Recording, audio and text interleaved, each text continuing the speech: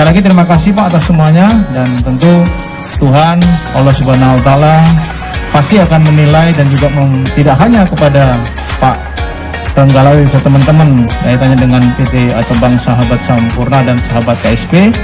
Tentu ini juga berdampak juga kepada kita-kita yang sebagai tanda kutip polisi ini maklar-maklar kebaikan saja, hanya menyampaikan dari pihak A kepada pihak B dan seterusnya.